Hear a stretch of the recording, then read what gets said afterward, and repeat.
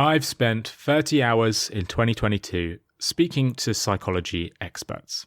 Now, they've taught me how to change someone's mind, what I'll regret as I get old, and why I shouldn't worry about how others view me.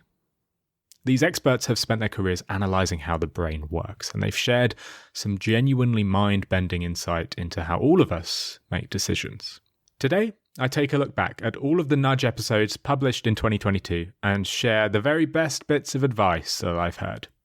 But first, here's another podcast I'd recommend. Creative Elements is hosted by Jay Klaus and is brought to you by the HubSpot Podcast Network. Now, Creative Elements goes behind the scenes with today's top creators. Jay is brilliant at running these narrative interviews, which explores how creators like Tim Urban and James Clear are building their audiences today. What I love about Creative Elements is how it gives you the tools and confidence to do the same if you're growing your audience. Now, there are a few great episodes I'd recommend. I'd recommend episode 2 with the Atomic Habits author James Clear. That is brilliant. Episode 100 is great. On it, Jay looks back at his podcast and discusses how he grew it. And I really enjoyed lesson 103 as well with Sam Parr. So go and listen to Creative Elements wherever you get your podcasts. All right, let's kick off with one of the best lessons I learned this year. Now, all of you listening have probably needed to change someone's mind at some point. We all do. Whether that's in a professional setting or a personal setting.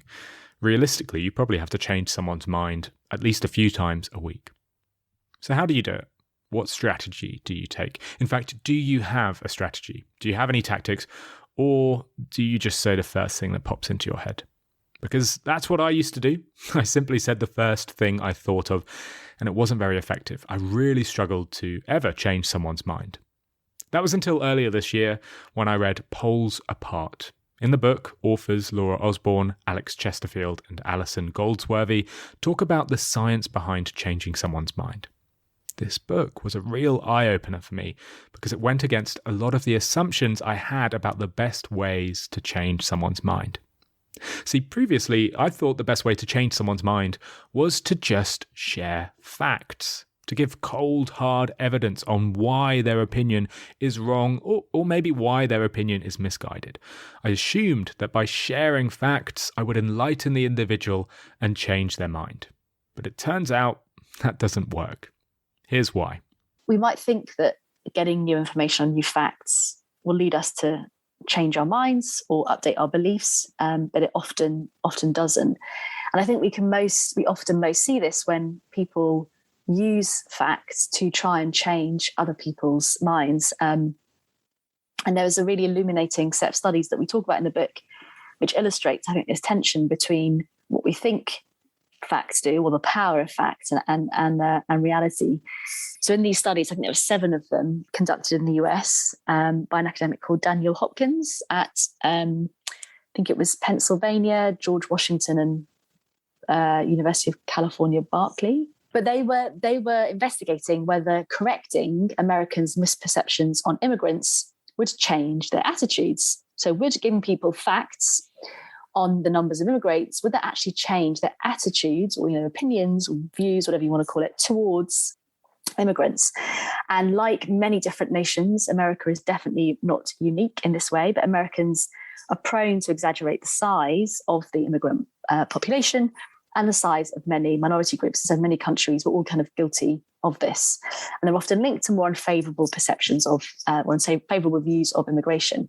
So it seems logical to think, well, if people are hostile to immigrants and they think that there's many more immigrants, let's give people facts, correct, accurate information about how many immigrants there actually are. Surely then people will actually change their views or, update their beliefs accordingly. But that's not what the researchers found. So they randomly assigned accurate information about immigrant numbers and then inaccurate information to participants in the study. And they found that providing accurate facts and figures did have an impact on people's knowledge. Yay, celebration. But that the new knowledge had no knock-on effect on people's attitudes, even among those who discovered that their previous assumptions were widely out of kilter with reality. So even when I thought, 40% of the population were immigrants, even when you were wrong, that didn't affect people's underlying beliefs. So what this suggests is that facts not in all cases, but in many cases don't form opinions as much as we might like to believe. Rather, opinions or our views come first, and then we interpret facts in line with what we already believe. It's fascinating, right? The study shows that facts simply don't change opinions. See, the problem is people often form opinions about what they believe to be facts. But sometimes these facts aren't correct. For example, British people overestimate the immigrant population in the UK by 54%. And as such, many people develop anti-immigrant views. They believe that there are too many immigrants, and they reference their incorrect information, that incorrect fact, to justify this view. Now, you might expect that if you share the correct information about immigrants, the real percentage of immigrants in the population, that these people would change their minds immediately. But that won't change minds. Even when you correct people with accurate facts, these people didn't change their opinions in the studies that Alex and Laura shared. As Alex Chesterfield said in that clip, facts do not form opinions or shape opinions. Our opinions and belief come first, then we find facts, or what we believe to be facts, to back up these opinions. This is a crucial point for folks to remember, especially people who have to change opinions for a living. Bombarding your audience with facts won't change views. Instead, you have to use other tactics to change their opinions first. I can't begin to remember all the times I've tried to change someone's mind by listing off facts, data. I've tried this hundreds of times, but now I know that that just won't work. Since that podcast was recorded, I've started using another tactic. I've started asking questions. I'll ask someone to explain their point of view, to walk through why they feel that way, and to be inquisitive about why they think what they think. This is what the authors suggest in Poles Apart. And weirdly, sort of irrationally, this is a much better tactic to change minds. It puts people in an open mindset and encourages them to be inquisitive about their own views and to listen to other opinions. All right, that's tactics to change minds. Let's switch and go to another bit of advice I've heard this year, which is strategies to sell more champagne. So this is my next favourite lesson from 2022, and it comes from Harry Dry, the fantastic marketer behind the website marketingexamples.com. He talked to me about Bob Ricard, a restaurant in Soho, London. This restaurant is unique for one reason. It has a press for champagne button on every table. You press it, and the waiter will bring over champagne immediately. This may seem like a fairly childish, simple idea, yet Bob Ricard sells more champagne than any other restaurant in London. I asked Harry why. This is one of my favourite examples I've ever come across, and I got to credit Richard Shotton where I found it on his... I think Richard Shotton, by the way, is unbelievably good at what he does. I think he's unbelievably good. I think he's pound for pound, probably maybe the best I learned from. Why does it work so well? I think firstly, it's the power of removing friction. So instead of doing that to the waiter, hand up, can we have some champagne? Strip that away. But I think more than that, it's also a novelty. It's zigging when everybody zags. If there's a press for champagne button, you want to press it. You want to press it. We're all kids, aren't we? We want to press it. You can't have a press for champagne button in no other restaurant around the world and sit there and eat your meal and not press it. That's sad. So they're just playing on this whole novelty which they've created. I think it's utterly genius. I really do. If I go to that restaurant, I would never order champagne in any other restaurant. But if I go to Bob Ricard, I'm pressing the button a couple of times. And if I'm on a date, she's pressing the button as well. You can't not press it. I think that it shows to me the power of creativity in marketing. I think that often we can get into sucked into numbers and all that's important, but one little novel idea like that can make you a couple of £1 million, probably more for them over the course of their lifetime. And how do you come up with those ideas? I think how do you come up with an idea like that? I think for me, it's an environment where people are happy to say the wrong thing. So if I'm in a job or if I'm talking to my brother, we can mess around and come up with a load of shit ideas to come up with one good one. If I'm in a job where the culture's like, you got to be right, no one's going to say that because it's just, you're going to get laughed at. You got to go through 9 or 10 bad ones to get the right one. And finally, brevity. Press for champagne. It's simple. 3 words. 3 words is the perfect number if you want somebody to do something, I think. The Bob Rickard example is a brilliant application of the make it easy part of the EAST framework, which was created by the Behavioral Insights team. So a lot of stuff in there, but basically what they're doing is making it easier. They are simply removing friction, and that encourages action. Rather than having to ask a waiter, call over a waiter to get champagne, you just press a button. Rather than having to think about what do you want to order, you just press a button for champagne. The renowned behavioral scientist and Nobel Prize winner Daniel Kahneman says there are 2 ways to think about behavior change. You can either push down on the accelerator, essentially get someone to take an action, or you can remove the handbrake so you don't need to take any action. Kahneman says it is always better to do the latter. Removing friction always beats asking for action. 2 other researchers, Bergman and Rogers, tested this in a study where parents were asked to sign up to a texting service that sent fortnightly messages with tips on how to get their child to revise. This is something that most parents would want tips on. They would probably want to learn better tips on how to get children to revise, especially during the sort of busy study period.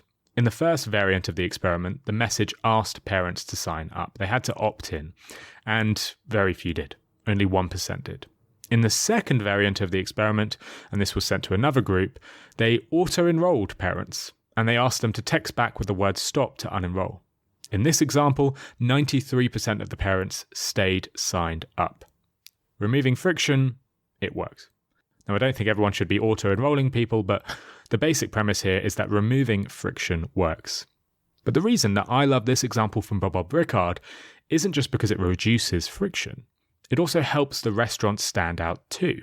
It makes the restaurant distinct in our minds, and because it's distinct, we're more likely to remember it. This is known as the von Restorff effect, or the contrast effect, and we've spoken about it before on the show. It basically means that distinct elements are more memorable, and no one knows this more, surprisingly, than Duolingo. Yep, Duolingo, the language learning app. Now, Duolingo actually uses distinctiveness all the time to help you and its users learn a language. If you used Duolingo before, you will have almost certainly seen this in action, even if you haven't realized why they do it.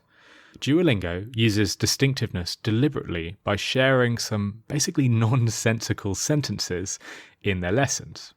Cindy Blanco, who's a learning scientist there, explained that when there's a conflict between you and your expectations and the reality, that triggers responses in the brain. She said that this conflict forces you to pay attention and to be more careful about what you're seeing. For example, Duolingo will use sentences like, the bride is a woman and the groom is a ... And your brain is likely to fill in the word man. So the actual word that Duolingo uses is a surprise. They say the groom is a hedgehog.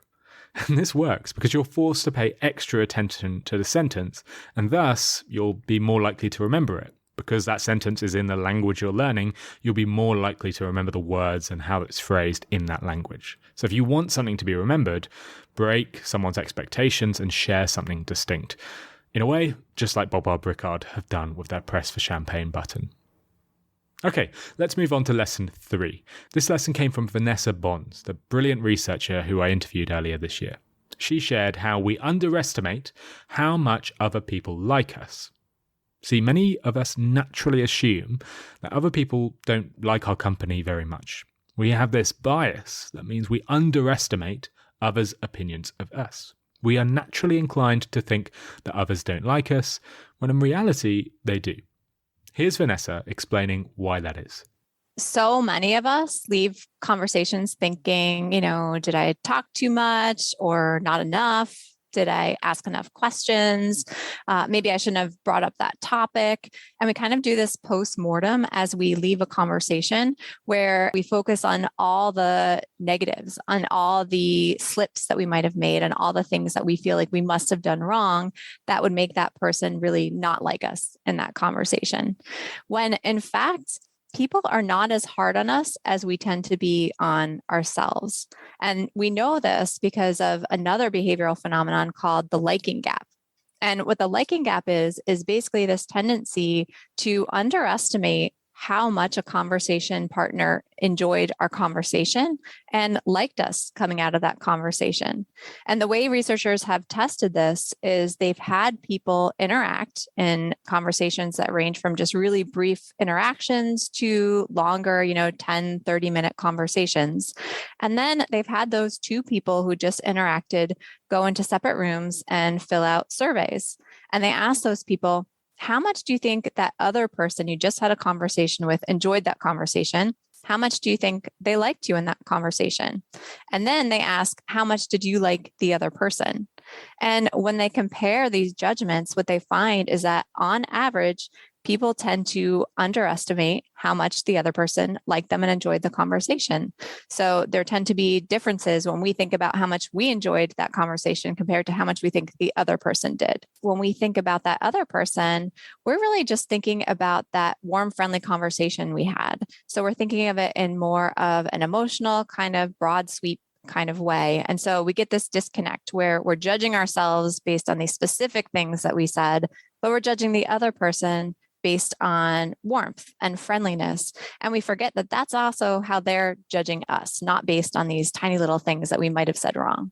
The study Vanessa references actually puts a number on the likability gap. In the study, participants rated how much they liked their conversation partner. This rating was 12.5% higher than how much they thought their participant would like them.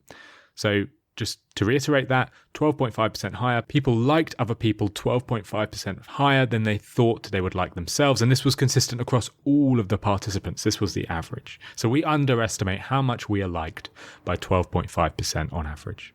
And in follow-up studies, the researchers allowed participants to chat for as long as 45 minutes to see if the liking gap persisted for even longer conversations. And it turns out it does. Whether you're chatting with someone briefly in the line for the supermarket or trying to fill a full 30-minute conversation of professional chatter with a colleague, the person you're talking to will typically walk away from that conversation liking you more than you think. This is vital advice, and it's worth remembering because it will help you in social interactions. Hopefully, it will help you balance this natural negativity that we have with the actual positivity that people have towards you. All right, so far we've looked at how facts don't change opinions, how distinctiveness helps you remember a language, and how we underestimate how others view us. After this quick break, we'll get into 2 more lessons I've learnt, including why you should go first in a pitch and what we'll regret when we're older. Now, while 2022 wasn't a terrible year for me and this show, I sure did complicate a lot of things. I spent a lot of time testing TikTok, as you know, spent a lot of time testing YouTube, newsletters, and all of this made things pretty complicated. One of my goals next year is to try and keep things simple. Because, whether it's for your personal well-being or your teams or your businesses, preserving your time and energy and resources has never been more important. And here is something that might help you. HubSpot is an all-in-one CRM platform that helps you and your team do the best work that they can do. That is because it's a really powerfully connected system that can save you a bunch of time when doing these operational tasks. HubSpot is easy for your entire team to use so they can spend more time providing value where it matters most. And if you're interested, you can learn how HubSpot can help your business grow better and get a special offer of 20% off on eligible plans when you go to hubspot.com/nudge. That's hubspot.com/nudge. Now, do you want the good news first or the bad news first? You've probably heard this classic saying. If you're like me, you probably assumed that there was no right answer, that it didn't really matter what you shared first. But Caitlin Bourgoin, a guest that I've had on this show, she says otherwise. She walked me through the recency bias and explained that if you want something to be remembered, you should share it last. So if you want someone to remember the good news, then share it at the end. Here's Caitlin explaining the bias.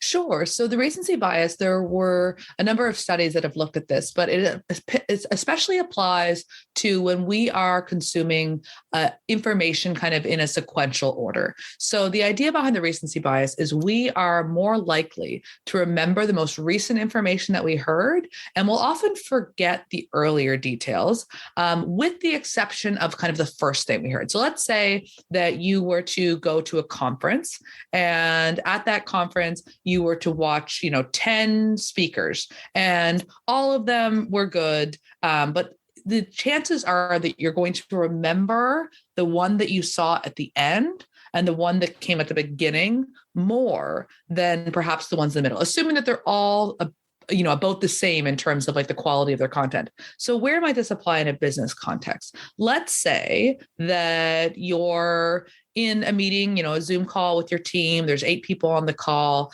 and somebody asks for a recommendation on which email software your team should be using and why. And everybody goes around the room and kind of shares the one that they think is going to be the best. Chances are the person who's trying to consume all that information, decide which one to go and look up next, they're going to remember the last one mentioned. And so when they go to Google, they're going to put in the one that they heard last. It's just going to probably stand out to them more. Again, assuming that all of the information was shared kind of in a similar fashion. There wasn't one that really stood out and spoke to them. So, it makes sense. Like our brains can't contain everything that's thrown at us in the run of a day. And so we need to get better at taking shortcuts to the stuff that matters. And when presented with a list of information, everything's kind of seemingly the same. We're more likely to remember the last thing we heard. Works great when you're thinking about contexts where you're going to need to present information. You don't want to be in the middle. You want to either be the first one to present, and you want to kind of like set the bar high at the beginning, or you want to be the last one to present, because being in the middle can often be the place where everything's blurred out and maybe your ideas don't make it through to decision makers. The recency bias suggests that when we're presented with information, we don't weigh it all evenly. Instead, we give heavy preference to the last thing we heard.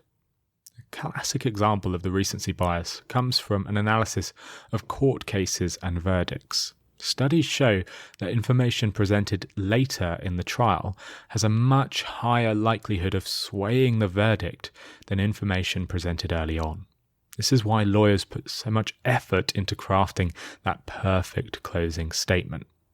Your customers do the same as the jurors in this case. They will store recent details first in their memory. So deciding how you present information can have a huge impact on how your customers make decisions. There's one real eye-opening study that shows how the recency bias can change what we buy. The study was cited in the brilliant newsletter Airy, which I'd really recommend everyone goes and signs up to. The study involved sending customers a high-quality copy of a handwritten note to thank them for their purchase. So these are people who had bought from a brand, and then they got this high-quality handwritten note to say thank you. This meant that the customer's last interaction, their most recent interaction with the brand, wasn't just receiving the goods or service, it was a handwritten note to thank them. And it turns out receiving this handwritten note can make customers much more likely to buy again. The study revealed that a handwritten thank you note, or even a photocopy of a handwritten thank you note, increases future customer spending. The study focused on notes in e-commerce deliveries, but other research suggests that the effect extends to service content too, like hotels and restaurants. And I think a lot of Robert Cialdini's work on the reciprocity bias shows this as well. This study was conducted with a South Korean online beauty retailer, and in the study they tested different types of notes on 1,232 customers, and then they analysed their future spending. People that received no note spent on average $25.97 in the future. Those that received the photocopy of a handwritten note spent $52.07 in the future, double the amount of those who received no thank you note. And those who received an original handwritten note, so no photocopying here, spent actually a similar amount to those who received the photocopy. So photocopying a handwritten thank you note, that's an okay thing to do. The takeaway here is kind of amazing. Customers that received a handwritten note, even a photocopy, spent 2 times more than those who received no note. It shows that people change their purchasing decision behavior based on the most recent interaction they had with the company. So think carefully about the final moments you have with a customer. Now, that is great advice for those of you in business, great advice for those of you in marketing, or perhaps those of you who are just trying to persuade and influence others. But here, next up, is a lesson that I think is important for all of us to remember. And it's from New York Times bestselling author Dan Pink. In this interview, Dan was walking through regret, how it works, and why we experience regret. It was a real eye-opening conversation, but the most interesting takeaway for me was how regret changes as we get older, and specifically how Dan has identified one thing that all of us will regret as we get old. Here's Dan talking through his studies on regret and what he found. When you break down the regrets by age, what you see is people in their 20s have about equal numbers of regrets of action and inaction. But people in their 30s have more inaction regrets than action regrets. People in their 40s have way more inaction regrets than action regrets. People in their 50s, 60s, 70s, it's not even close. It's 2-to-1, often 3-to-1 ratio of inaction regrets versus action regrets. And I think that tells us something. Now, let's try to understand what's going on here. Again, for your audience, I'm willing to get into the weeds just a tiny little bit. Why is that the case? Why is it that people have more inaction regrets than action regrets as they get older? I don't think we know for sure, but I think we can make some plausible guesses here. One of them is that certain kinds of action regrets you can address, you can undo, you can do something about, you can mitigate. So I have people who were bullies, regret being bullies, who will go back to the people they bullied and apologize. If you have cheated somebody, you can make them whole. If you go get a tattoo and you regret getting the tattoo, you can have the tattoo removed. So certain kinds of action regrets we can address, we can undo. What's more, we can take the psychological sting out of some action regrets by looking for the silver lining in them. So again, in the World Regret Survey, I have a lot of people, it's got to be like 99% women who say, my big regret is that I married that idiot, but at least I have these 2 great kids. So they find a benefit. They find a silver lining in it. You can't undo an inaction regret. It's metaphysically impossible. You can't find a silver lining in it. It's hard to find a silver lining in it. And so these inaction regrets stick with us for a very long time. Now, what lesson does that yield? I think, Phil, the lesson is that we should have in our lives at least a slight bias for action. I don't think that we should take every risk, but I think that the evidence is that we should have at least a slight bias for action. That a lot of times when we resist acting, we are buying emotional insurance that we don't need.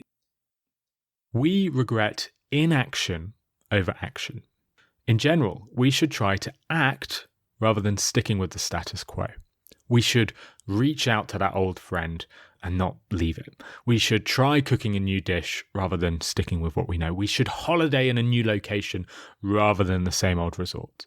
Studies suggest that this will leave us with less regret as we age. There's one wonderful application of this from a study in the States. I've shared it in Nudge earlier in the year, but it is worth resharing. The study, which is cited in Dan's book, The Power of Regret, examined the answers on more than 1,500 multiple-choice psychology exams taken by students at the University of Illinois. They found that students who switched their answers in the test, so who put down an answer and then went back to it and actually changed, those who switched were more likely to switch to the right answer. You had a better chance of picking the right answer if you went back on your gut decision. So if you're actually going through a test and you've given your first answer, your gut decision, if you think it should possibly be changed and you go back and look at it, you probably should, because you're more likely to be right if you switch your answer. Action, which in this case is changing the answer, beats inaction. Here's what's really interesting though. When researchers asked the students which they would anticipate regretting more, switching when I should have stuck or sticking when I should have switched, so What will you regret more, sticking or switching? 74% of those students anticipated more regret from switching answers, from changing their gut decisions. In other words, it showed this bias for inaction. We are wired to think that changing from our gut decision is the wrong thing to do, that we should always stick to our initial judgment. Yet, science shows otherwise. Being flexible, being open to change, it'll leave you happier with fewer regrets and almost certainly higher exam scores. Now, this is a special end-of-year show, so I'm going to finish up ending with something a little different. I have loads of feedback from lots of you asking for book recommendations this year, so I thought I'd share 3 recommendations of some of the best behavioural science-ish books that I've read this year. I say behavioural science-ish because some of them aren't specifically in the behavioural science category, but they all contain bits of information that I found extremely useful and I found to really relate to behavioural science. So book recommendation number 1 is a book called Wanting by Luke Burgess. In Wanting, Luke Burgess walks through the concept of mimetic desire. This was first identified by René Girard, and mimetic desire is this idea that humans do not spontaneously want things out of a sort of inner chamber of authentic desire, but instead humans desire things through the imitation of someone else. The author explains how most of the desires we have in our lives aren't developed through critical thought or internal values, but through models. Now, these aren't models in the literal sense, so, catwalk models. These are basically models that can be celebrities or friends or even rivals. They're people we interact with or people we admire. And models can change objects before our very eyes. They can make us desire them or maybe not desire them. Here's an example that Luke Burgess gives in the book. You walk into the store with a friend and you see racks filled with hundreds of shirts. Nothing jumps out of you. But the moment your friend becomes enamored with one specific shirt, it's no longer another shirt on the rack, it's the shirt that your friend wants. The moment she starts desiring the shirt, she sets it apart in your mind. It's a different shirt than 5 seconds ago and before she started wanting it. It might make you want it more or make you want it less, depending on your relationship with the friend. But regardless, the friend has changed the shirt in your mind. Now, the basic idea in Wanting links back to social proof and herd mentality, but it takes the concept much further. If you want to understand why you take the decisions you take, it'd be worth reading this book because it shows you not only, what shirts you purchase at a store, but how the majority of your major life decisions can be based on mimetic desire and how you're influenced by others. Book recommendation number 2 is How to Change by Katie Milkman. In this book, researcher Katie Milkman walks through how habits form and how to change these habits. It's a really easy to read, accessible book that makes the complex world of habits, I think, quite simple to understand. There's heaps of great insights in the book, lots of really good stuff on habits, but one study that really stood out was about social norms. The 2006 study sent 20,000 Michigan residents a strange letter in the mail. At first glance, these letters just looked like another plea from a political canvasser to vote in the upcoming primary election. But on closer inspection, these letters were surprisingly personal. I think so personal that definitely a lot of the people listening will be shocked to hear what they included. Each recipient saw a list of the recent elections they had voted in and the elections they had skipped, so whether they voted or whether they didn't. Alongside it was a report of the turnout decisions of each of their neighbours as well, so you saw whether your neighbours voted or didn't vote too. Now, they didn't show people how you voted or how your neighbour voted, but they showed if you voted. Not only did the letters display personal voting records, they promised to release updated data to everyone in your community after the election day.